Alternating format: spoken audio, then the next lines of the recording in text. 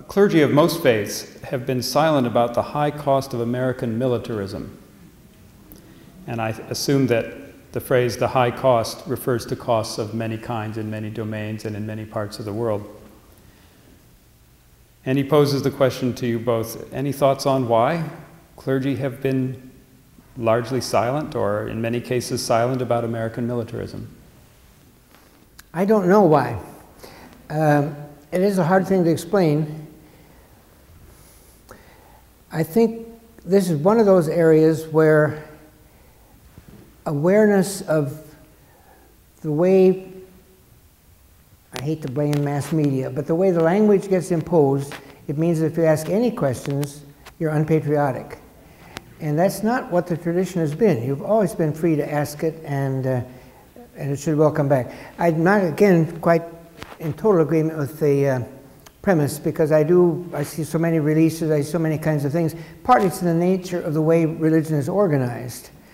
You have to remember that the Catholic bishops, for example, and almost all the mainline Protestants, some evangelicals, opposed the Iraq war entrance as being, quote, unjust in classic Christian terms, because you list up the 5 criteria, it didn't match it. They said it.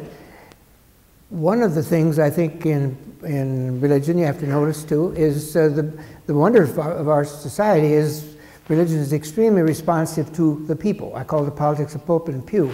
And if the people have been so conditioned a certain way that you just say a word and you're out. We used to say in the civil rights years, every minister we knew had one really honest sermon that they'd preach and get run out of town on. Racial integration of a neighborhood and so on.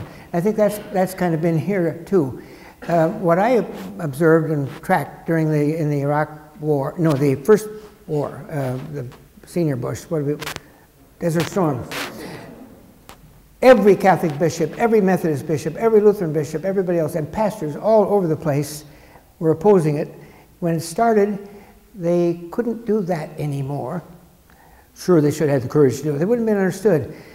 I tracked all the prayers for the children in Iraq that churches were using. By the way, that's one of the things, the novelties of Jesus' ministry is you're supposed to pray for your enemy. Yeah, and they would do that. And I think that has an effect over the long pull. But I can't really give the answer why on this kind of thing. Is it just the complexity? I don't know why we're in Afghanistan. I don't know if I could preach a sermon about it. I wish we weren't. I think it's the biggest hazard in the current presidency. But the complexity and the web of things in which we get there is almost beyond us, including me. The importance of speaking out, I just told when Dad and I drove up here before, I point out that there was, on the street in front of this church a couple of years ago, there was some event here, I think actually, that I saw a bumper sticker there. It said, Jesus says we're to love our enemies. I suppose it means we shouldn't bomb them to bits. And I thought that was a good bumper sticker to explain how important this kind of issue is. And Martin Luther King in 1967, since we were talking about him earlier, when he gave his speech at Riverside Church in New York about the Vietnam War, people were criticizing him for doing so because you got to focus your attention on civil rights. And he's saying, well, you know, this is a pretty important moral issue too, and you got to speak out. I'll turn it to, I think Dad's right, I hear, from time to time, I hear lots of people of faith speaking out against war.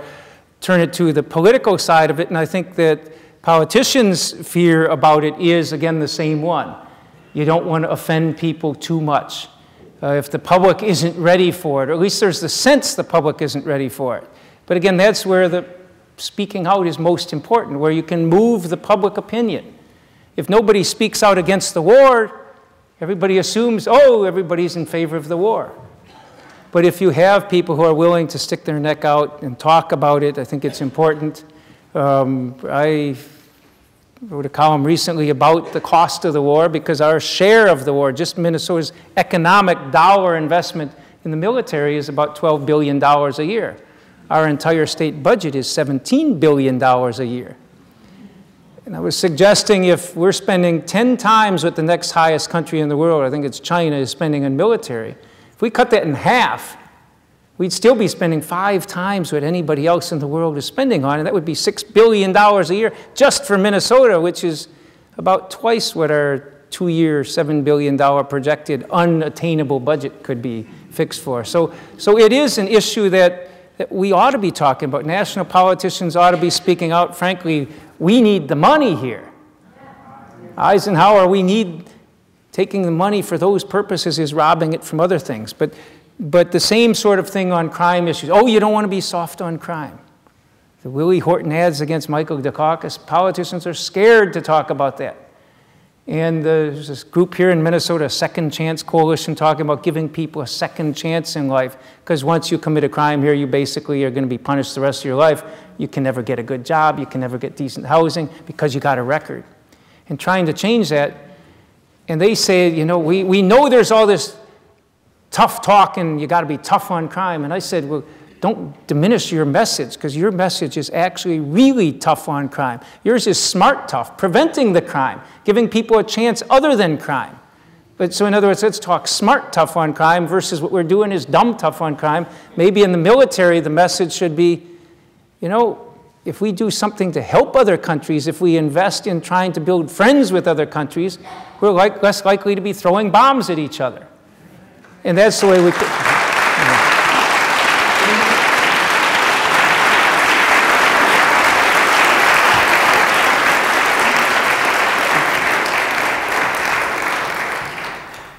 I want to toss in one little thing on the answer before. It was such a good question.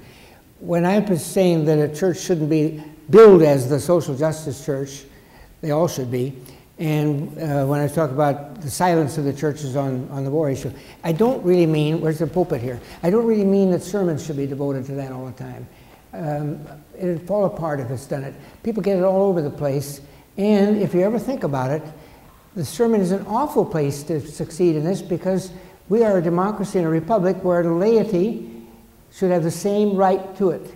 And I think I've always observed that here's the kind of sessions, the adult classes, the forums, the programs that synagogue and church run, that's where it should happen, where people could speak up. So my quick illustration, during the Vietnamese War, President Lyndon Johnson and Lady Bird were at C. Coatsworth Pinckney was the rector of the church in Williamsburg. You see it every Christmas, the beautiful candles and so on, gorgeous thing. And they were there, and the minister preached on 10 reasons why we should not be in Vietnam. And the next day, all the papers said, and the president just sat, he didn't answer. Well, if the president got up and answered, that would have been just not just bad manners. People wouldn't have caught on. But so I wrote a little column after a while. What do you do after it all? I wrote a column in praise of Lady Bird. After the service was over, you have this terrible confrontation now with C. Coatsworth Pinckney. She said, Father Pinckney, you have a wonderful choir. But what I'm getting at is if LBJ and he had done it in the church basement or the fellowship hall, it would have been a wonderful thing. I'd want to be there, because it is a respect for the laity as well as the clergy, who may know a lot about these things.